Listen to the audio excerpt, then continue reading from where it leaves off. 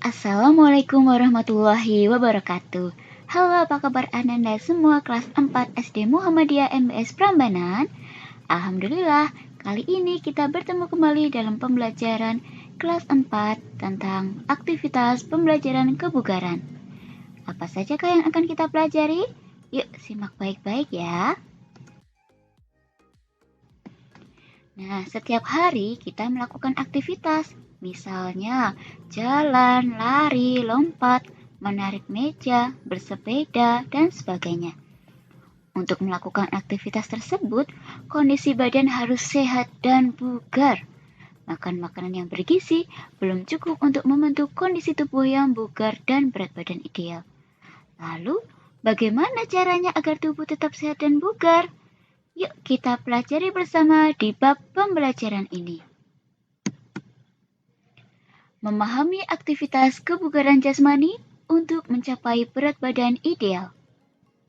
Ananda semuanya, orang yang terlalu kurus biasanya berat badannya ringan.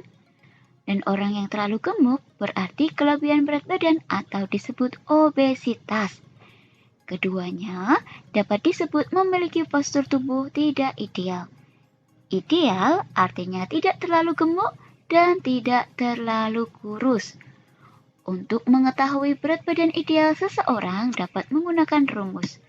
Rumusnya berikut ini. Nah, ada perbedaan rumus ya untuk usia 1-10 tahun dan usia di atas 10 tahun. Bisa kalian coba untuk menghitung berat badan kalian ya. Selanjutnya, bentuk-bentuk latihan kebugaran jasmani untuk mencapai berat badan ideal. Olahraga secara teratur akan membentuk jasmani yang sehat, berat badan ideal, dan jauh dari penyakit. Bentuk olahraga yang dapat dilakukan untuk mencapai hal tersebut diantaranya melakukan aktivitas kebugaran jasmani. Antara lain yaitu latihan daya tahan, kekuatan otot, kelentukan tubuh, kecepatan, dan kelincahan. Pertama, membentuk daya tahan. Daya tahan adalah suatu kemampuan tubuh untuk bekerja dalam waktu yang lama tanpa mengalami kelelahan. Nah, caranya adalah A. Gerakan melompat. Gerakan lompat ini dapat dilakukan secara perorangan atau kelompok. Dilakukan dengan kedua tangan di samping badan memegang ujung tali, putar lengan bersama-sama ke depan sehingga tali berputar. Pada saat tali menyentuh lantai, kaki kita melompat. Pernahkah kalian bermain atau memperagakan gerakan melompat? Pasti pernah kan? Jalan atau lari jarak jauh. Cara melatih daya tahan dengan jalan kaki atau lari dimulai secara bertahap. Pertama dilakukan 8 menit, kemudian jika sudah terbiasa dilakukan 10 menit dan bertambah atau paling tidak 10 menit dan bertahan di waktu 10 menit ya. Bersepeda jarak jauh. Bersepeda jarak jauh memerlukan latihan yang dilakukan secara bertahap. Mula-mula dilakukan pada jalan yang datar. Setelah terbiasa, baru bisa dilakukan di jalan yang naik, turun, tikungan, atau bebatuan. Kedua, membentuk kekuatan otot. Kekuatan adalah kemampuan menggunakan ketegangan otot untuk untuk mengeluarkan energi dalam setiap aktivitas. Gerakan pull up adalah gerakan bergantung sambil mengangkat badan. Tujuan latihan ini untuk mengukur kekuatan otot lengan dan bahu. Alat yang digunakan adalah palang tunggal dan bangku kecil untuk pijakan kaki yang mudah dipindahkan. Berjalan dan berlari sambil menggendong teman. Latihan ini bertujuan untuk melatih kekuatan otot tungkai dan kaki. Nah, untuk melakukannya perlu berpasangan dengan berat badan yang seimbang. Ketiga, membentuk kelentukan tubuh. Kelentukan adalah kemampuan untuk bergerak dengan lentur tanpa cedera atau terasa sakit.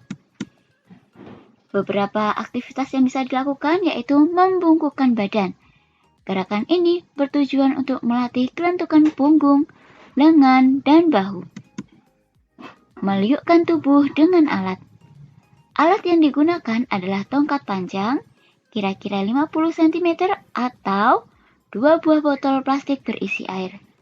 Jika tidak memiliki keduanya, bisa juga memakai kain atau handuk. Keempat, membentuk kecepatan. Membentuk kecepatan adalah kemampuan untuk melatih gerakan dalam waktu singkat. Nah, latihan kecepatan dapat dilakukan dengan cara berlari cepat lalu ubah arah tujuan, berlari cepat pada jarak 20 meter atau sprint, dan berlari bolak-balik atau shuttle.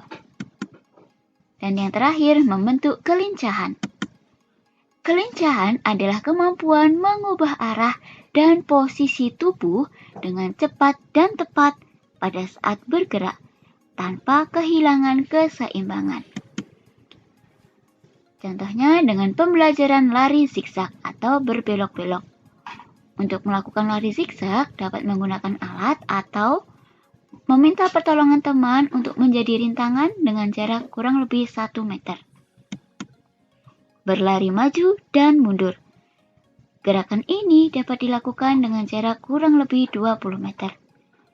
Menggunakan peluit sebagai isyarat. Bunyi peluit 1 kali menandakan isyarat untuk maju, sedangkan bunyi peluit 2 kali menandakan untuk mundur.